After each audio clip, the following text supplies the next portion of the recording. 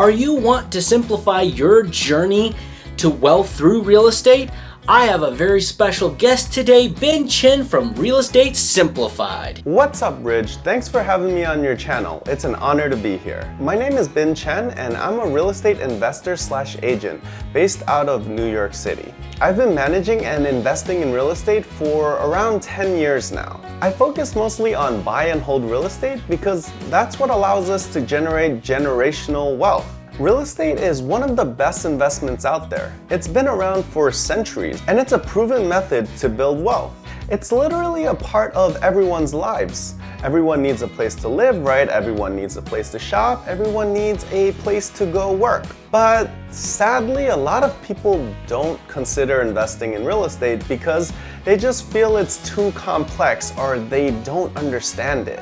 So the goal of my channel is to help with that. My goal is to simplify real estate. So what's the plan for today, Ridge? What do you want to go over? Today, we're each going to be going over 3 steps that you need to take before starting your journey to wealth through real estate. And if this is your first time here and you're interested in continuing or starting your journey to wealth, take the first step by hitting that subscribe button, the bell notification, so you don't miss a single step that we're taking on our journey to wealth. And if you also find value in this, slap that like button. And my first tip that I would recommend would simply be research. We talk about that on the channel all the time, but we cannot emphasize it enough. Research, research, research. Make sure you're reading plenty of books. Make sure you're going to classes. Make sure you're doing anything you can to increase your knowledge and understanding about real estate investment. So that would be my number 1 tip. Ben, what do you have? That's a great tip to start off with, Ridge. It's always important to learn as much as you can about something before jumping in and doing it. This is probably a cliche, but I would really like to recommend a book called Rich Dad, Poor Dad by Robert Kiyosaki. It's probably one of the most popular financial books out there, and for good reason. It's a great book, it's an interesting read, and it will help you tremendously on your journey to wealth. It completely redefines the way that you look at money. So definitely check that book out. So my first tip would definitely be to build up your credit. If you're planning to buy any real estate, you're most likely going to have to get a mortgage. Well, unless you just have bags and bags of cash lying around somewhere and you show up to the closing table with a briefcase full of cash. But in most cases, people will need to borrow money from the bank to purchase real estate. So it's really important that you have good credit. If you have good credit, you have access to different types of loans from the bank. You can even get lower rates from the bank. That way it decreases the amount that you have to pay to the bank every single month. So definitely increase your credit score as much as possible before looking to buy a property. Now, is it possible to buy property with bad credit? No, it's not impossible, but it's just a lot harder. You might not be able to get a loan from a bank, so you might have to resort to people called hard money lenders. Hard money lenders will charge you 10 to 12% interest on your loan instead of maybe the 3 or 4% from the bank. It's really not something that you want to do unless you plan to pay it back within a year. Like if you're flipping a house, you're just buying it, fixing it up, and then selling it, then hard money can be an option. But if you're planning to hold on to it long term, you don't want to be paying 10 to 12% interest. So it's always better to just try to improve your credit score. And that is an excellent point. Also incredibly important. My second tip would be network if at all possible.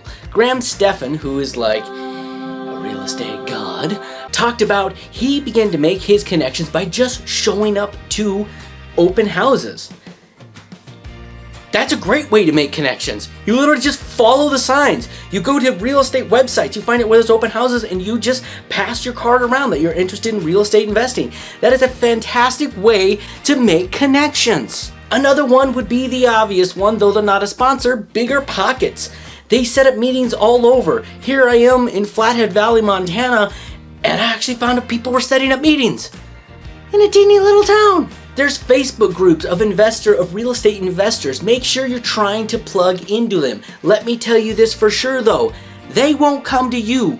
You have to make an effort, just like any form of relationship that's going to be a good relationship, you have to reach out first and make an effort to be a part of it. So don't be sitting there just thinking, I didn't know about these websites and all of that stuff. Shut up. Start researching and looking and getting connected. And with that, what else do you have, Ben? Wow, Ridge, you're making it tough for me here. You're literally reading my mind and stealing my tips right now. You know, networking is great and Bigger Pockets is amazing. I actually am on their forums all the time and I actually go to their meetups as well. Those events are a great way to meet a lot of people and also learn more about investing. It's a great way to just hear about other people's experiences and you will learn a lot. The forums are also amazing because of the community. Everybody there is so helpful. If you have any specific questions, you could just post it on the forum and you're gonna get tons of answers from other investors all around America. It is a great platform, and if you don't have an account, I would definitely recommend that you sign up for one. So my second tip is to know your market. Knowing your market is key. You need to get to a point where you can walk into a property and know exactly how much you can rent it for and how much it's worth. That way you can get a good deal. You need to understand your market like the back of your hand. You need to know, oh, this block is a great opportunity. That block, that block, it's always hard to rent there. People don't want to walk down that street. So getting to know your market, what should you do? It's really easy, like Ridge recommended before. Open houses. You can go to an open house for a rental. Oh, this one is a 2-bedroom, 1-bath. It's renting for $2,200. Oh, this apartment is newly renovated. It's also 2-bedroom, 1-bath. And it's renting for $2,500. So now you know a 2-bedroom, 1-bath rents between $2,200 and $2,500 depending on how nice it's been renovated. Same thing for market values for a property. All of this stuff comes with experience and actually going and seeing it.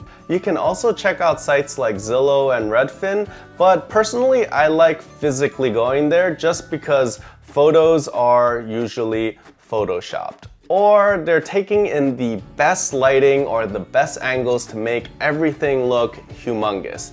It's amazing what those photographers can do. So personally, I always like to go check them out myself. Thank you so much, Ben. I appreciate that. And my last one is simply going to be boring, but here it goes. You have to be ready for it. Financially, mentally, ready for it. If you have a lot of debt, I'm sorry, you shouldn't be thinking about real estate investing. You need to be financially ready to go buy another home to invest into it. You can't have a ton of credit card debt or a huge amount of student loans or medical bills. You should be working and putting all your time, effort, and money into paying that down. More videos about that coming in the future, and specific ones link in the description or wait till the end screen. But I want to encourage you to not do something stupid. Don't run yourself bankrupt. I mean, it's not Monopoly. You can't just take out debt until you go bankrupt.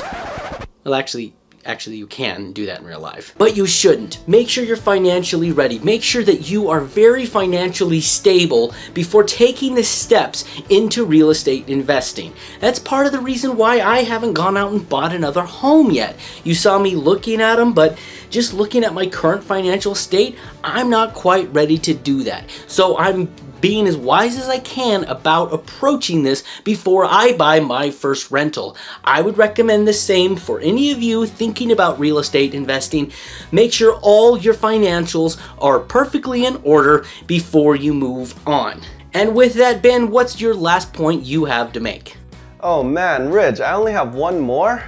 All right, I'm gonna cheat a little here. I'm gonna kind of throw two in all at once. So you wanna be humble and you also wanna be consistent. The reason you want to stay humble is because you will always have something new to learn. Real estate has been around for centuries. You're always going to meet people who have more experience than you, experience different things than you, know different things than you. They might have a strategy or a way of looking at something that you haven't even thought about. So it's your job to learn and then implement it into your own investing. Part 2 of this tip is to stay consistent. Now I understand, there is a lot to learn when it comes to real estate, and if you haven't looked into it at all, it's a really daunting task because it has a higher barrier to entry. Sometimes it might take months or years before you can buy your first investment property. So you need to be consistent, keep learning, keep saving, and build your own legacy. Thank you so much. I just want to thank everyone that's watching. If you haven't subscribed to his channel will be the first link in the description, especially if you're thinking about continuing your journey to wealth through real estate investing.